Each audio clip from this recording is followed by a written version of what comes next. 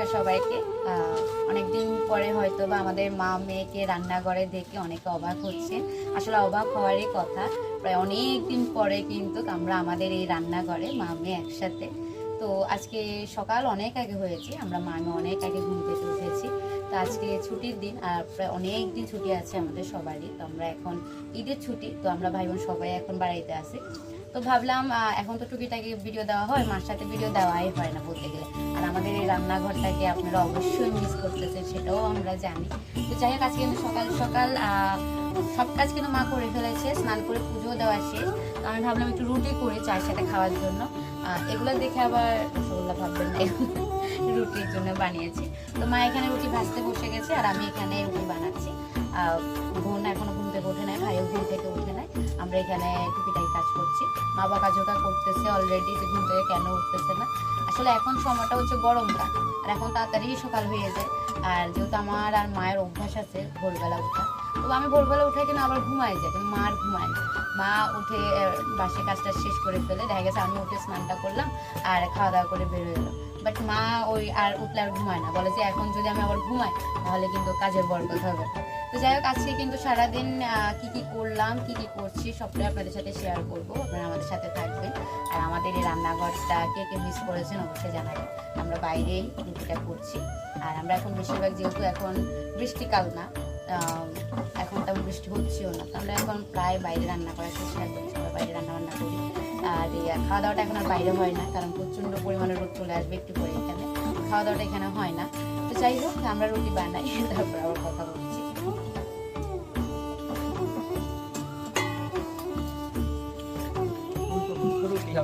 সকালবেলা নাস্তা গরম গরম।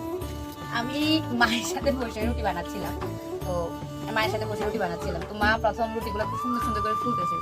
তো মানে আমি তখন ক্যামেরা অন করি না, তো মা রুটি দেখাচ্ছিল আর বলতেছিল, আমি তো ক্যামেরা তো অন করি না, তুমি আমাকে আগে বলতো। এরপরে যখন 2-3টে রুটি, এরপরে যখন মানে একটা রুটিও ফুলে না, তো মা বলতেছে আমার মুখ রুটি আর বলতেছে না, যাকে এখন আবার ফুলতেছে। আসলে পিঠা জিনিস বা ফুলকো কোনো জিনিস কিন্তু মুখের উপর বলা হয়, সেই জিনিস কিন্তু আর হয়নি, এটা সত্যি। একবার মা ঠিক মনে আসেনি, ওই যে পাটিসাপটা, মা পাটিসাপটা বানাচ্ছিল, আমি আমার এক্সাম ছিল, এক্সাম দিয়ে আসে বলতেছিলাম। তো পাটিসাপটাগুলো খুব সুন্দর মতো হচ্ছিল, মানে খুব সুন্দর করে উল্টেতেছিল। তো আমি আসে বলতেছি, মা এবার পাটিসাপটাগুলোতে খুব সুন্দর হচ্ছে। এরপরে একটা পাটিসাপটা হয়নি, এটা নিয়ে বলতেছে তোরকে বলতে বলছে এরকম। এরপরে আর একটা পাটিসাপটা আমার হয় নাই। যাই হোক, এরপরে বলতো তুই পাটিসাপটাতে, তো সেগুলো সবগুলো আমি বানাইছিলাম। তো এই রুটির কাণ্ড দেখে এখন মনে পড়ে গেলো এই পাটিসাপটা কথাটা। শীতের সময় ছিল তখন, তো আমার দাদার পাটিসাপটা খেতে চাইছিল, আর তো মা বানাচ্ছিল। তো এরপর থেকে আর আমার মা কোনো কিছু বানাইতে আমি কিছু বলি না। আর ছোটো থেকে মা যে কোনো রান্নাবান্না বা যে কোনো কাজে মায়ের পাশে বসে থাকে আমার অভ্যাস। ছোটো থেকে মা যখন রান্নাবান্না করতো এরকম পাশে আমি বসে থাকতাম সবসময়।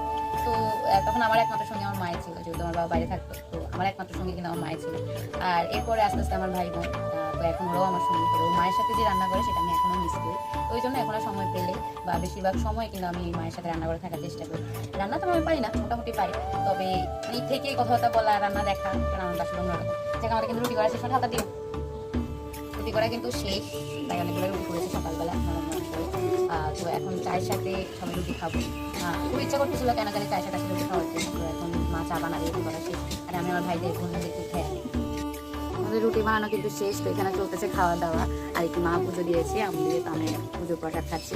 আমাদের এই যে এখানে চা করা হয়ে গেছে, রুটি আর কালকের তরকারি আছে, ডিম দিয়ে আলু দিয়ে রান্না করছিল, এখন সেটা দিয়ে খাওয়া দাওয়া হবে। তো যাই হোক, আমরা খাওয়া দাওয়া করে নিই। আর আজকে কী কী রান্না হচ্ছে তাও দিন আপনার সাথে শেয়ার করবো।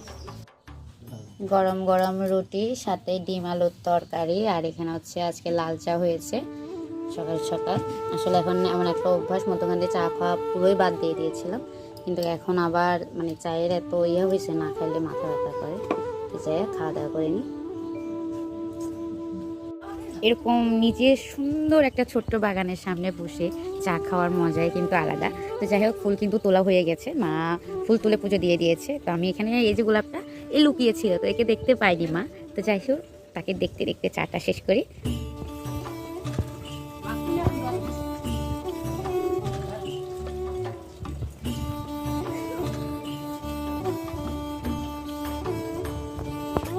পশ্চিম আকাশে ভালোই মেঘ ধরেছে, বৃষ্টি আসবে বলে। যাই হোক, এখানে কিন্তু মা তরকারি কাটাকুটায় ব্যস্ত।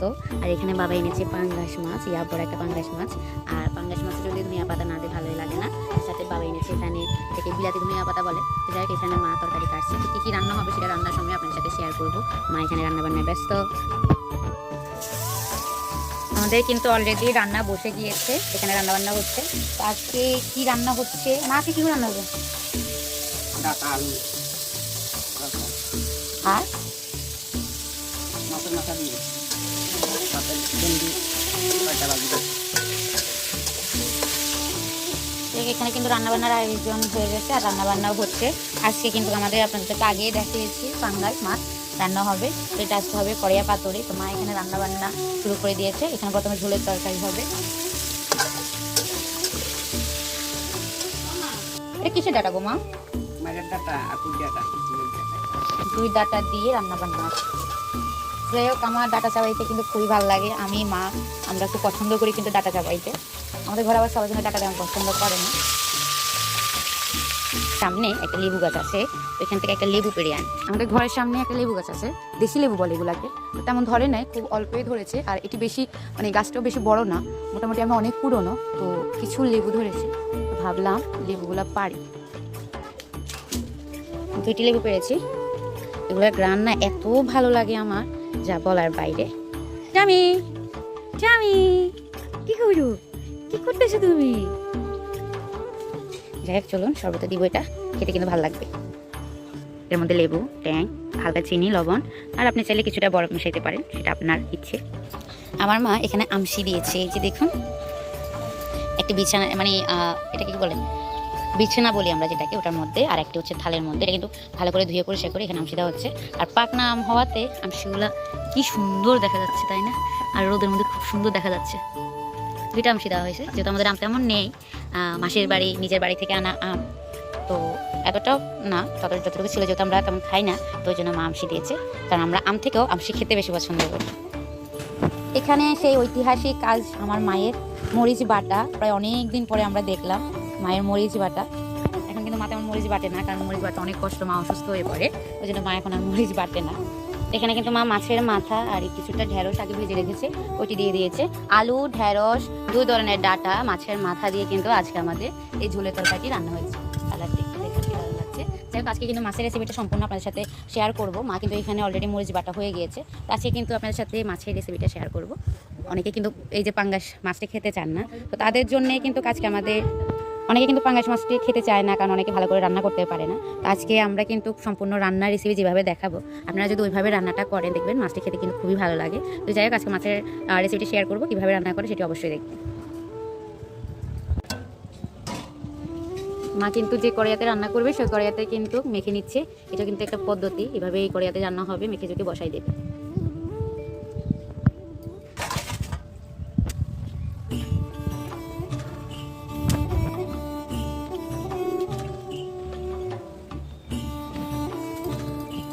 এটা হচ্ছে যেটা মাছের স্বাদ বাড়াবে, মরিচ বাটা। এটাকে ভালো করে মাখতে হবে। এটা হচ্ছে মাছ।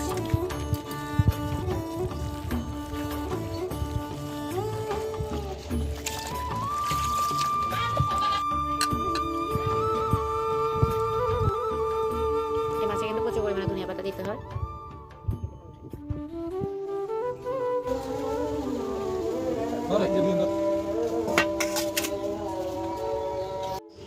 আজকের মেনু, যাই হোক, রান্নাবান্না সেটা কিন্তু আপনাদেরকে দেখাইতে পারিনি। এর আগে রান্না করে ঘরে নিয়ে চলে আসে। তো এই যে মাছের তরকারিটা দেখুন, আপনার তেলটা জাস্ট দেখুন, এটা কিন্তু রান্নার তেল না, এটা সম্পূর্ণ পাঙ্গাস মাছের তেল, দেখেছেন? আর এখানে হয়েছে যে ডাটার তরকারিটা করছে, ওই ডাটার তরকারি। আর এই যে মাছ পাতুরি, কড়িয়া পাতুরি। আর এই যে হচ্ছে আজকে আমার দুপুরের লাঞ্চ। তো কে কী দিয়ে খেয়েছেন অবশ্যই কমেন্টে জানাবেন। কিন্তু ভিডিওটি শুরু করেছিলাম নিজেদের বাসা বা নিজেদের ঘর থেকে, ভিডিওটি শেষ করতেছি আমি মাসির বাড়িতে এসে। তো বিকালবেলায় হুট করে আমি আর ভাই মাসিদের বাড়িতে এসেছি। আর কিছু রিজনও আছে। আর এর আগে একটা ভিডিও শেয়ার করেছিলাম, আমি আর আমার বোন এসেছিলাম। তো আবার এসেছি, আজকে সৈকতকে নিয়ে এসেছি। আর কিছুটা রিজন হচ্ছে যে মাসিদের বাড়িতে প্রচুর পরিমাণে আম, তো যা বলার বাইরে। আমি আপনাদেরকে একটু দেখাই কি পরিমাণ আম, মানে যা বলার বাইরে। তো এবার ধরছো প্রচুর আম, তবে এতটা নেওয়া তো সম্ভব না, তাই আমরা খেতে এসেছি। এই যে দেখেন, ফ্রিজ ভর্তি আম। শুধু তাই নয়, এই যে দেখুন। তো এই জন্যই আমরা আসছি, 2 দিন যাই থাকি। আম তো এত খাওয়া হয় না, খাইবার নাম খাই, দেখে যাই, একটু ঘুরে যাই, যেহেতু আমরা এখন অফ আছে, ভাইদেরও অফ আছে, ওই জন্য। তো যাই, সবাই ভালো থাকবেন, সুস্থ থাকবেন। দেখা হচ্ছে আমাদের নতুন কোনো ভিডিওতে, নতুন কোনো সময়। আর সবাই ভালো থাকবেন। রাধে রাধে।